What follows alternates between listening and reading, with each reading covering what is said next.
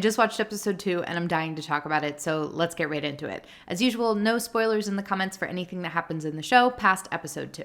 I took notes this time. So this show is not messing around. We literally open episode 2 on a puppy being incinerated. Like, not a joke. That was horrifying. But it also clears up a question I had right away, which was, is this dog a synth? And clearly it's not, because they're breeding these dogs and raising them from the age of birth to adulthood. So definitely not a... I just said clearly they're not, but then I remembered that synths are also born as... No. Synths are built as full-built adults. Yeah, it's not a synth. There's a very popular theory in Fallout 4 that dog meat is actually a synth, and I personally take it a step further than that. I completely believe that the sole survivor is also a synth. If you're interested in that theory at all or have thoughts on it, please let me know. I would love to do another full video breakdown on why I think that. But I've always thought that dog meat was a synth, and that's a pretty well accepted theory, because why else would you have this perfectly purebred German Shepherd in the middle of the wasteland when every other dog is kind of falling apart? So I had wondered from the previews if the dog that we were going to see was also a synth, but that does not seem to be the case.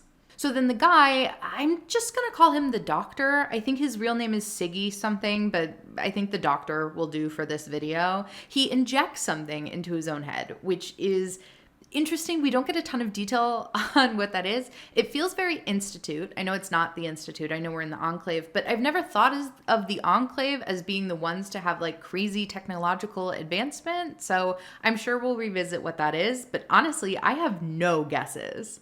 It doesn't seem to be a cybernetic enhancement like we saw in Kellogg. I don't know. Please, if you have theories and you haven't seen beyond episode 2, please let me know. It's clear that the doctor's trying to protect this dog and escape to continue protecting this dog. And I'll be really honest, that was the very last thing I expected from this character. From the previews, from what I know about the Enclave, I really thought that this was going to be another kind of chaotic, evil character.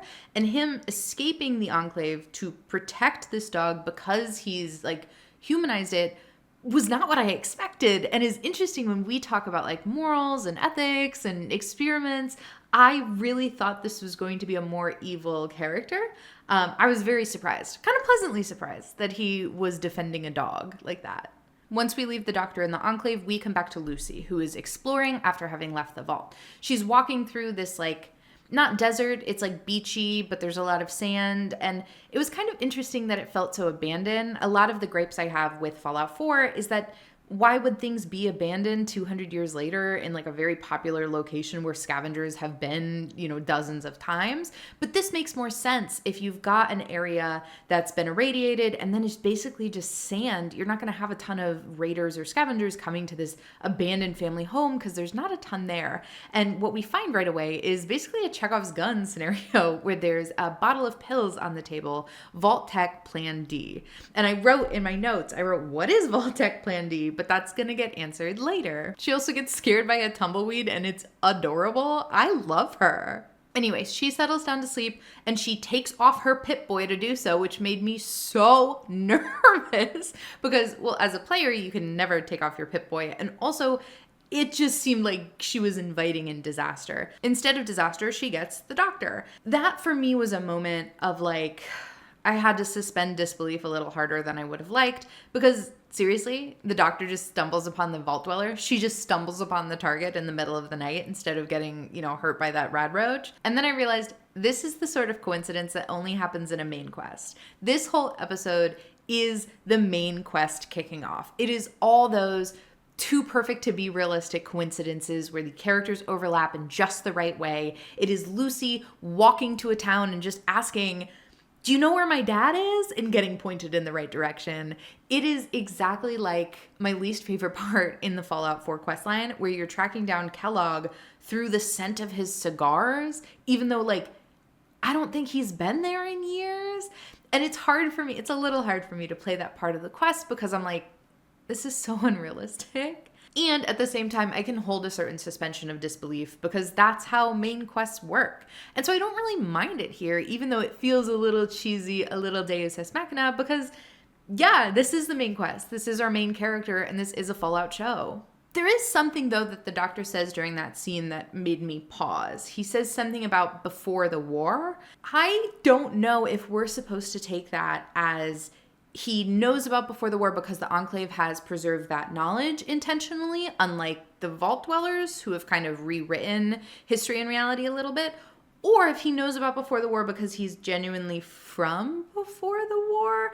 I can't think of something that would make that true because I don't think that he could be 200 years old. A little aside, it kind of reminded me of the Silo series. Honestly, a lot of this reminds me of the Silo series. It's a book series. It was turned into a TV show as well, but just one season so far. The book series is delightful. If you like Fallout, you might like that too, so look it up. Anyway, the doctor in that conversation parrots pretty much exactly what I theorized, which is your ethics are going to have to change when you're out in the wasteland. Inevitably, the very lawful good that we see from the Vault Dwellers is going to have to change to accommodate the lawlessness of the wasteland and the choices that she's going to have to make.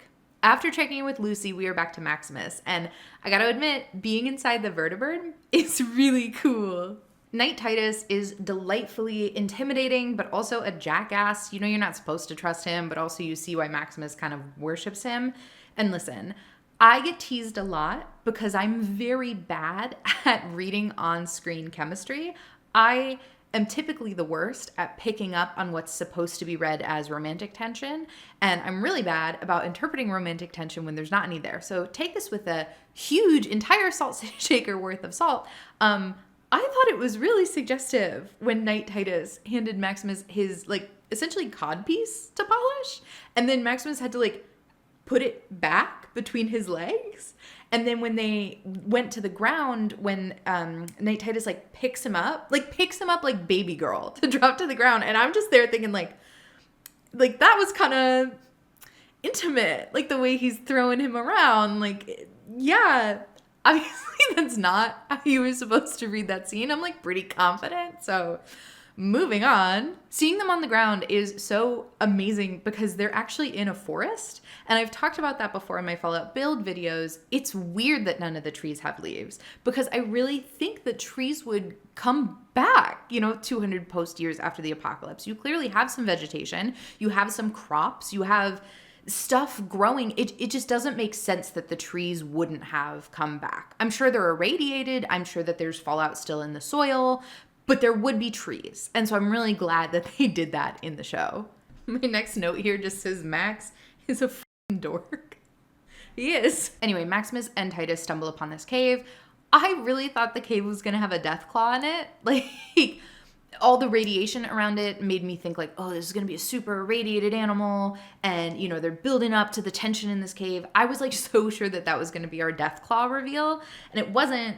It was I would have said that it was a Yao Guai, but Titus calls it a bear. Like, straight up bear. Multiple times he says bear, which I thought that in the Fallout universe, bears were extinct. Like, bears were no more, and the Yao Guai was like a radiated version that had cropped up since then and been renamed as a separate species. So I don't know why they called it a bear. I don't know if they just thought that that was more, like, palatable and understandable to an audience who hasn't played the games. I don't know. Let me know what you thought of that, because I was kind of, like, bugged by it, because I was like, that's clearly a Yao Guai. And then I'm a little embarrassed to admit this, but then of course there's the fight between the bear and Knight Titus. It's very clear that Maximus is kind of eyeing him, like, he's getting tossed around, what's gonna happen with the suit.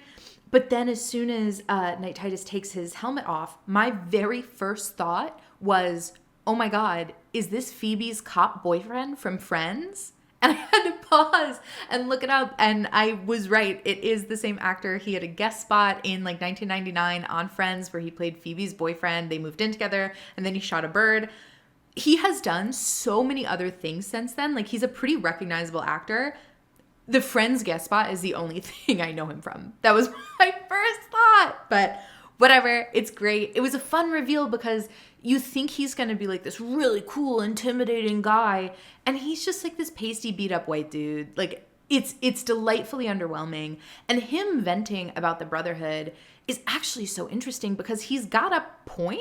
Like, he's given his life to this organization. They ask so much from him, and they're sending him on these like life or death, life-risking missions, and sometimes it is just to get a toaster. And I loved that he said that because, I mean, I said in episode 1 too, I think we're really supposed to question, like, what's the Brotherhood doing? Like, are they actually bringing any value to this, or are they just kind of abusing people and not for a very good cause? And the answer here seems to be like not for a very good cause, because sometimes it is just a toaster or a circuit or something not that interesting or useful. And is that really worth risking your life for? And even if you do really believe that technology is the enemy here, at what point is technology the enemy? Because a toaster is not that threatening. Anyway, then Maximus is faced with a true moral decision. And I talked about in episode 1 how the Brotherhood is kind of our true neutral. They're not lawful good like the Vault Dwellers are, and they're not chaotic evil like the ghoul seem to be. But Maximus is faced with this choice. Does he save Knight Titus and kind of do the right thing? Or does he let him die so he can play around in his power armor? And Maximus says it's a knight's duty to do what's best, or whatever the line is. And I paused to be like, does he really think that it's his duty? Or does he just kind of hate this guy for being awful and want to play around in his armor? Like, is this truly a moral decision for him? Or was this kind of an easy, if I just kind of let this guy die, then he can't get me in trouble, bonus, and I get his power armor, double bonus. That's hard to resist. Maximus does decide to take the power armor. I don't think I realized, truly, until watching Maximus get in the suit, how terrifying it must be to get into a suit of power armor. Like, you're putting your body in a metal contraption that closes around you firmly everywhere with hydraulics, so like you can't just pop it off easily.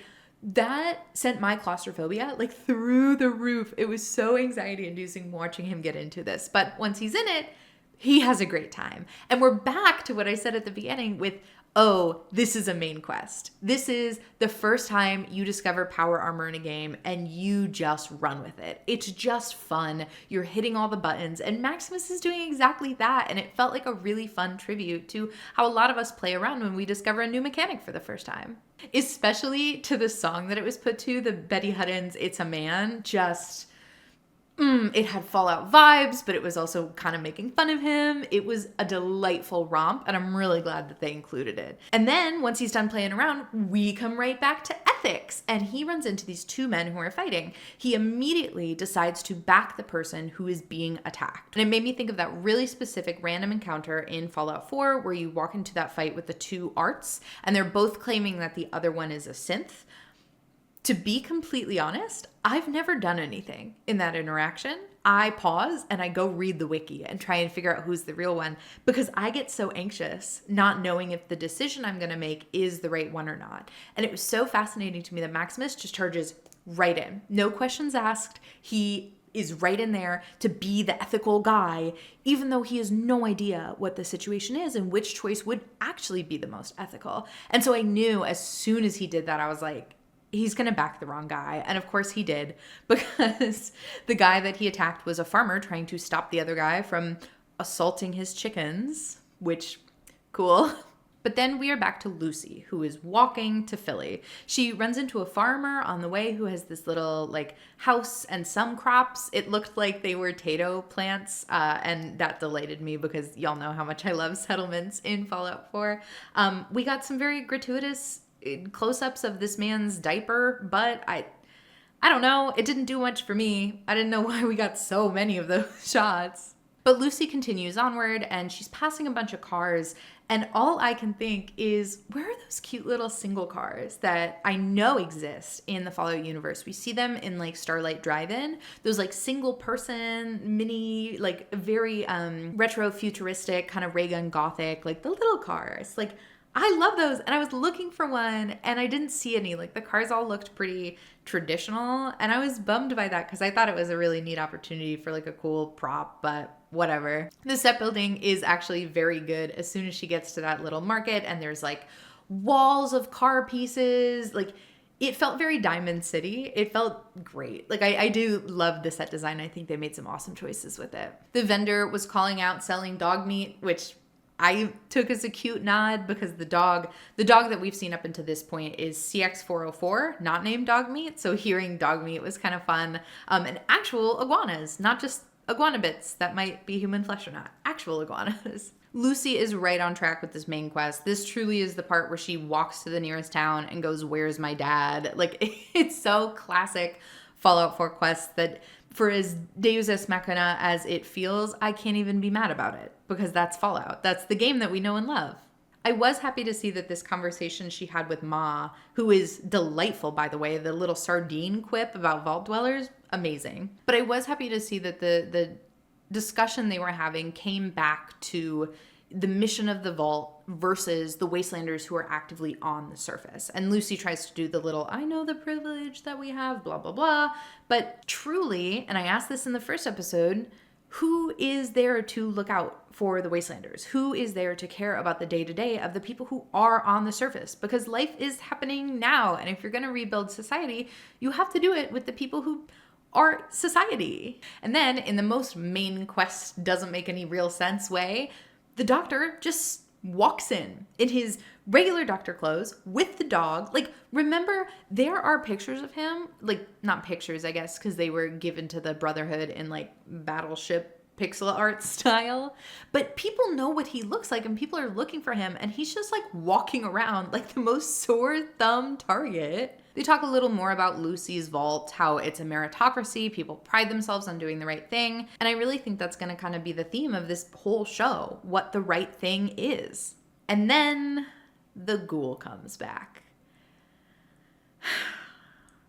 I said in the first episode I wasn't sure yet if I liked his makeup or not. I am now sure. I don't like it.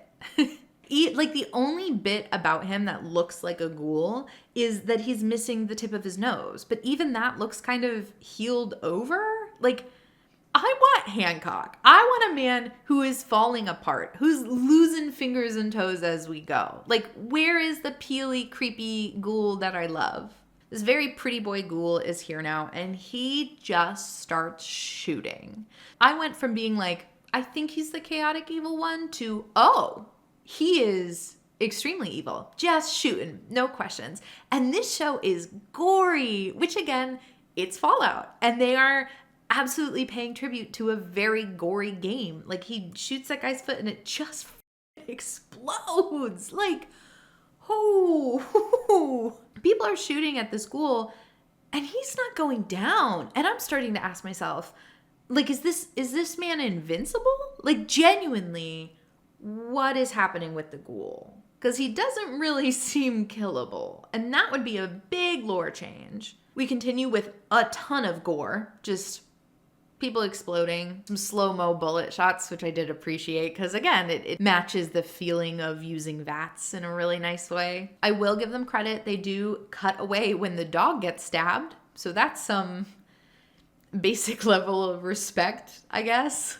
We also get a neat little shot of Lucy seeing the junk jet inside of Ma's shop, which is a neat homage to the games. And then our buddy Maximus comes back, and he's playing hero. He's jetting around in his power armor. He's having a blast. He kind of tackles Lucy to save her, and they have this side-by-side moment of her in his arms. And I know I said I was bad at determining when there's actual on-screen, like, romantic tension, but that really did feel like romantic tension, right? Like, she's wrapped up in his arms. They're kind of, like, pillow talking about it. Like, she's kind of goo-goo eyes over him. Like, somebody please tell me that you saw that too, right? Like, this isn't like when I thought that Maximus had a crush on Titus. This is like a real thing, right?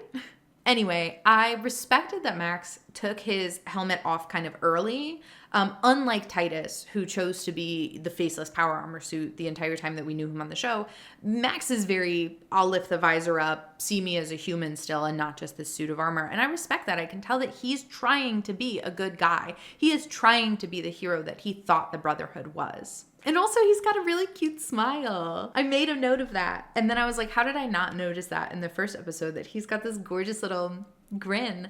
And I think it's because he didn't really smile in the first episode. I think this is the first time we're seeing him be kind of like goofy and excited and fun, and he's adorable. The doctor had his foot blown off, as I said, so they give him a prosthetic with this awful thing, the worst thing I've ever seen. Jim's limbs, a prosthetic that like grinds itself onto his foot. Like, like Stimpaks exist. Stimpaks exist in this universe. We saw Lucy use one to fix a stab wound into her internal organs. In the game, you can have a leg or arm or any limb that's like broken off and you can fix it with a Stimpak.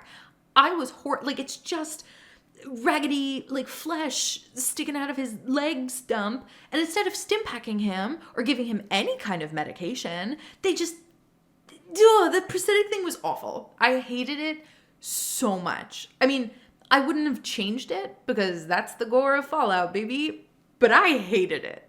Like, I just can't imagine that machine that like grinds itself onto your leg is the best option. Like, his pants were still in the prosthetic thing, like against the flesh. Like, ugh. And just as I have completely written off the ghoul as just the worst character, just purely awful, purely evil, he goes and saves the dog, which of course is such an empathetic thing to do. And like I said at the very beginning of this video, I thought the doctor was going to be our bad guy villain just because he's from the Enclave until he saved the dog. And now I'm going through the same thing with the ghoul of I really assumed that he was fully evil and then he saved the dog, which we also need to talk about how Stimpaks work. Because like I just said, Lucy was able to save herself from a stab wound with a Stimpak, but then apparently a Stimpak wouldn't have saved the doctor's foot.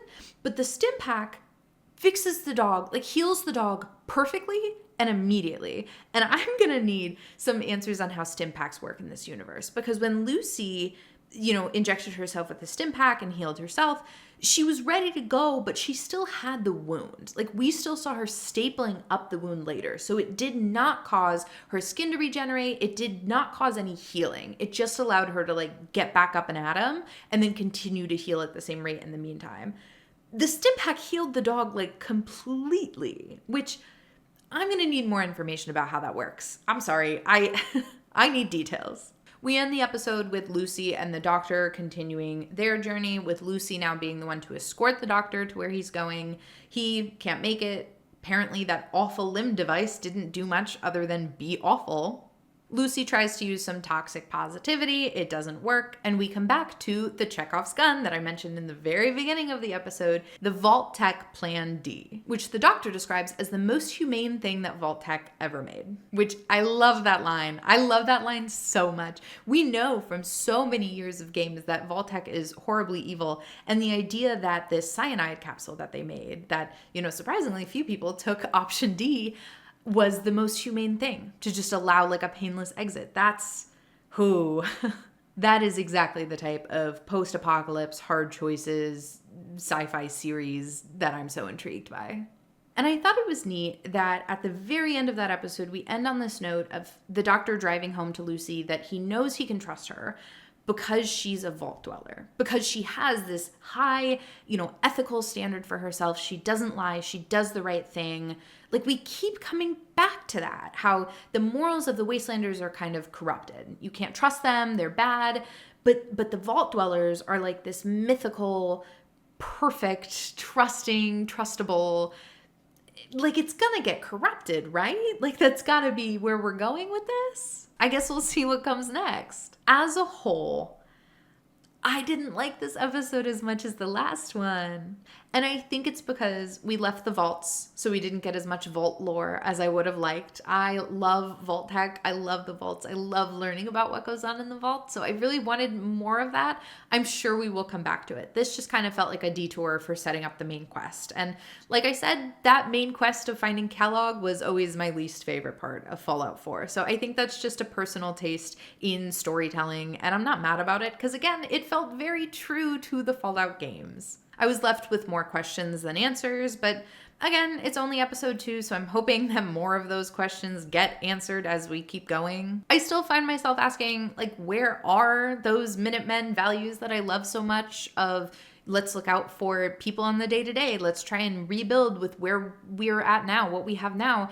And unfortunately, the answer instead seems to be that just people are bad. Like, there's something in humanity inherently that's just bad and that makes them raiders and thieves and liars. And I just don't buy that. I'm hoping that gets addressed. I'm hoping that we get more answers, and I'm hoping that there's hope for the people of the wasteland. That's all I've got for episode 2. Please, please let me know your thoughts on it. I really wish that I had more people to talk about this show with, so please let me know what you think. I'll be back probably next week with episode 3 or sooner because I'm dying to watch it and see if they answer any more of my questions. If you're interested in more of my Fallout content, I of course have my playlist of cozy and realistic builds in Fallout 4, and I have some content on my other games as well. Thank you so much for watching, and I will see you next time.